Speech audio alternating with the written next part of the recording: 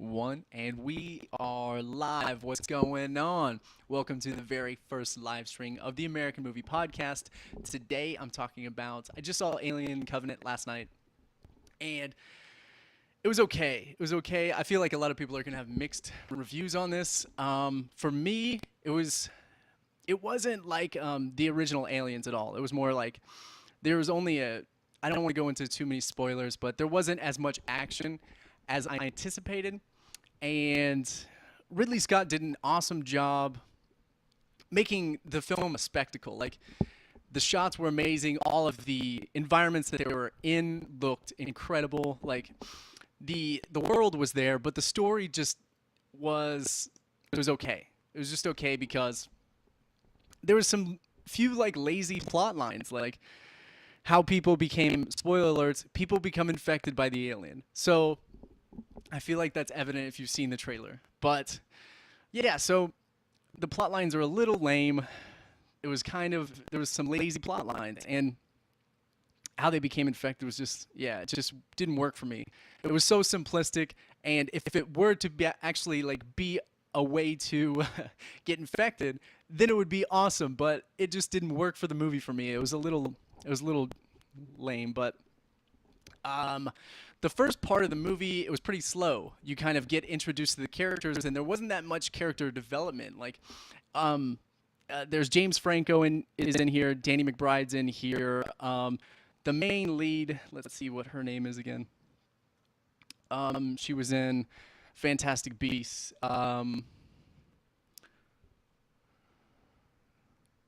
Catherine Watterson. She played Daniels, and then Billy Crudup played Orem, and then a few other ones. But most notably, the dude who I absolutely loved his performance was Michael Fassbender. He did an amazing job. He plays an android, and he was also in Prometheus as well. And I thoroughly enjoyed Prometheus. It was a lot cooler than this one, but it kind of it opened up the universe of Alien a lot more than I anticipated too. Like it expanded the lore of it. So and it connected Prometheus to the beginning aliens for me. Anyways, it made a lot more sense on how these aliens came about and how they were so incredibly engineered. Okay, so that's all I'm gonna go into. Really, like, I don't want to spoil it too much, but yeah, the shots were incredible. The CGI was just it was okay in the very beginning, like the initial introduction to aliens. But then later, as it progressed, it just got super, just apparent that it was CGI. It was just, it takes you out of the movie. When you're in this huge world that Ridley created, and you're looking around at all of the detail and how lifelike it actually does look, like this planet looks like it actually exists, but it just doesn't work when you have CGI plastered up above that. So it was like really, really weird, and it took you out. So overall, it's definitely not what I anticipated the movie to be. It was pretty gory in some instances, but like overall, it was just okay for me. I mean, it was not a horrible movie. If you enjoy Alien, you will definitely enjoy this movie. Like, there was just lack of care for the characters. Like, if you're going for James Franco, don't go for James Franco. Just don't go for any sort of character. The lead Daniels, you get like a solid maybe few lines of connection to her backstory, and they tried, but it just seemed like they were more worried about getting the aliens introduced more than creating any sort of care with the entire crew. So, but the entire crew, there was a boatload of people on this ship. It's Alien Covenant, and they're going to this new planet that will be like the easiest way to inhabit because they're trying to spread the human species not dimensionally, but interstellar. So they're taking about 2,000 people to this planet, and they get awoken because there was this solar flare of some sort, and it disrupted all the mechanisms that went on the ship. And then everybody's awake, and then they happen to come upon this stray planet that no one had ever seen that was 0.96% likelihood to hold human life, and it was a better statistical choice, I guess, and it was a lot closer. So they decide to check out this planet. What harm could happen? What? So I just don't understand how they have 2,000 lives at at their disposal, and they use it as pretty much at their disposal. They don't stick to the course. They're not like, hey man, we should probably take a vote at least or something. But no, the captain's like, aye aye, let's go. And the captain's like a guy of faith, and everybody else is like of science, and he's the odd man out. So there's a little bit of a connection with that guy, or some sort of like backstory. But everybody else is just kind of like blah. It's just you don't really care about them. So it's just all right for me. It didn't wow me at all. So overall, it was an okay movie. I'd check it out if you've got nothing else. I'm gonna see Pirates of the Caribbean. So I mean, this weekend, I don't know. It's a tough decision. Danny McBride actually surprised me a lot as playing this dramatic character. He did really well. He didn't stick out. He didn't do like his normal egotistical sort of shtick or whatever, like his persona that he always carries, like Eastbound and Down and stuff like that. He didn't really have that.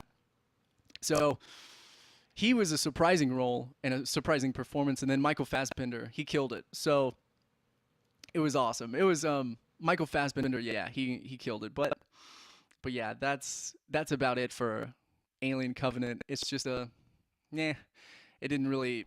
It's not the best of the movies for sure. I enjoyed Prometheus a lot more because it talked about the desire to create a lot more, and that touched upon here. But like the desire to be the creator and to create life and to manipulate life and to be essentially a godlike, and to be worshipped of that sort and to be obeyed. It was more of a megalomaniac type of deal with Prometheus, and then this one was similar and it touched upon it, but it wasn't as good. It was not as good. So like gore, I do not recommend this whatsoever. It was pretty rich in the gore factory, so it was just weird. It was just a little weird, but overall I give it a solid Alien movie. It's definitely better than like Alien versus Predator or something silly like that. It was definitely better than that. It stuck to its roots a lot better. So I recommend it if you like Alien. Next, I saw, this is a total polar opposite, but I saw, hold on, let me pull this up real quick. Turn on the chat real quick. Okay. But I saw the movie Gifted, and it's with Captain America himself, Chris Evans, and then this little girl, Mary, and it's also starring, who's the character? Mary is the young girl in the movie, and then Chris Evans plays her uncle. And this is about a adolescent prodigy, like a math prodigy. She is incredibly gifted, and they're trying to have her live a normal life because it's really, really difficult for someone of her stature of intelligence. She's the product of her mother, obviously, but she was this crazily intelligent mathematician, and she was trying to solve this pretty much unsolvable equation, and she was really, really gifted, and then those traits were passed down to this little girl, Mary, and Mary's mother commits suicide and takes Mary to Chris Evans, who plays Frank. And so Frank, seeing all of the despair Mary's mother had, and was just not having a real, genuine life. She was cooped up trying to figure out this mathematical equation for a very, very long time, like a good portion of her life. So it's just like she didn't really get to experience a lot of things. So she gave Mary to Chris and was like, hey, I don't want this for Mary, so I want you to take care of her. I want you to be the sole benefactor or whatever. Take care of Mary and make sure she lives an actual normal prepubescent life. And then so he takes her to school, and she starts getting I won't go into too much in spoils or anything like that, or spoilers rather. But she starts she's a young kid, and she lacks she's very impulsive and impetuous, so she starts to wow the teachers with her mathematical skills, and the teachers start getting wary of like her her gift, and then they offer a scholarship and they decline, and then they're like, oh my gosh, we have to take care of this girl. This girl's a phenomenal gifted child. She needs the resistance and the skill building inside this great school. I think it's like Oakmont or something like that, and they want her to go there. And then the teachers get really weary when Frank declines. Hey, we're not going. She's gonna live a normal life. She wants to like, or he wants her to hang out with girls and boys her age and like experience just childhood. So things go south. Evelyn, who is Mary's grandmother, is like, no, because the school gets weary and contacts the grandmother. So the grandmother comes and tries to like seek custody, and now it's this ever battle of these two people who are trying to get this young child, to either like just accept her gifts and push her to the near limit without having really any childhood, or having a childhood and not really cultivating all those skills to the degree that society would say it's okay. So this was like a really wholesome, heartwarming movie. It was totally different than Aliens, by the way. So if you can't tell, and so it was just incredible. Like, it was a very moving movie. Like, it was one of the best ones I've seen this year by far. Like a movie that actually impacts you and makes you think about different things. It makes you a better person. Like, that's what art does. It influences you in a positive way. And this movie absolutely did that. It was an incredible movie. So I highly, highly recommend Gifted. If that sounds like something up your alley, it's very moving. It's an emotional movie. It's a journey of like this young girl trying to figure out which is best for her, and her guardians are trying to figure out what's best for her as well. And they both have different ideologies on what's best. So it's a really captivating, really emotional, really moving, wholesome, great movie if you like those type of movies. So I highly recommend Gifted for sure. It was a good movie. So next, this is my first live stream, by the way, so I don't really know exactly what I want to do with this, but next I kind of just want to go over what I think is going to be awesome coming out. And most notably is this weekend is War Machine, and it's starring Brad Pitt. And when you get Brad Pitt on Netflix, it shows how much clout and how much power Netflix, the platform, is actually getting.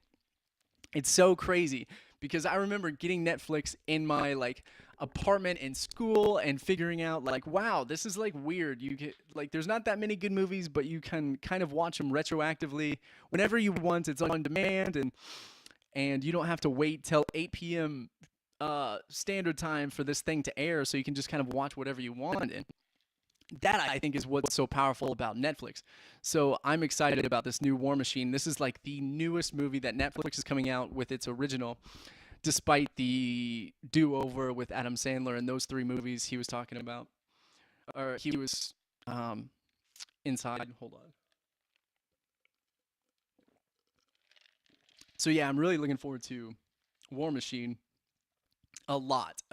Just because Brad Pitt, I don't think he has endless options. He is the biggest movie star, debatable, I guess, in the universe. So he can choose and pick whatever he wants, and he goes with Netflix.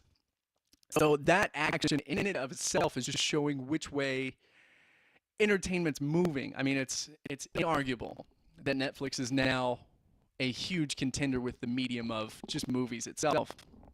It's a huge powerhouse. So yeah, it's a huge powerhouse. So yeah, I'm really looking forward to War Machine.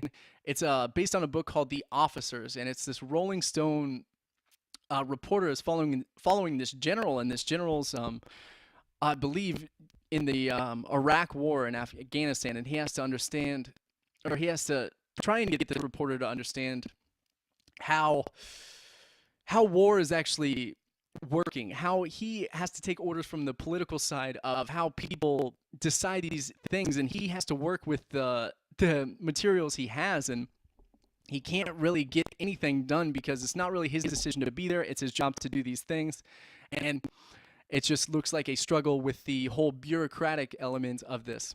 And I heard some mixed reviews. I heard it was kind of slow, and I heard it wasn't very funny, but it seemed very fast-paced. And someone said the trailers were misleading, and I'm really upset to hear that. If that's the case, that's gonna suck. But I heard Pitt's character was amazing, so I'm really looking forward to that. That comes out I think in 3 days or something like that. I think. Hold on, I'm gonna make sure this live chat's working.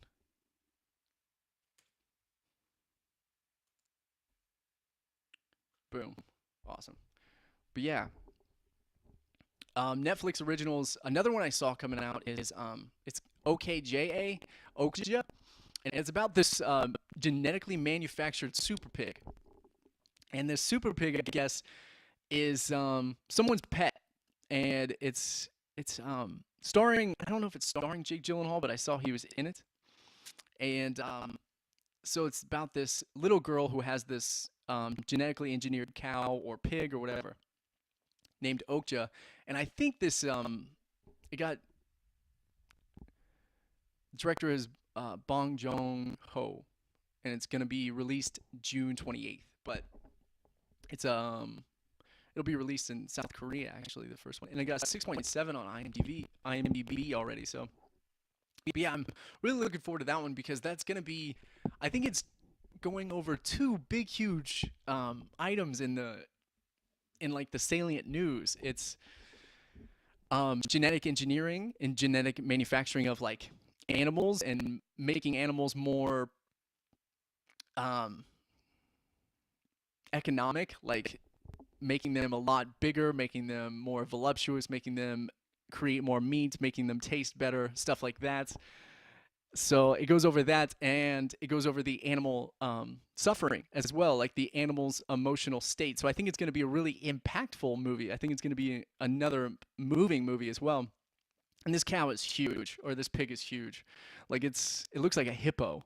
It's like gray, and I would pull it up, but I think YouTube would kick me off. So yeah, that Okja looks really cool. So check out that trailer. I don't know. It's just it looks like it's really interesting topics at this time that aren't being touched upon at all in mainstream. So I think that'll be really cool. It's a science fiction slash drama, and it's 2 hours long. So that's one I'm looking at too that I think will be really cool. The director of Snowpiercer, I don't know if you've seen Snowpiercer. That was also a book. Is directing it, and Snowpiercer was kick ass, and it has Chris Evans in it. So there you go. But yeah.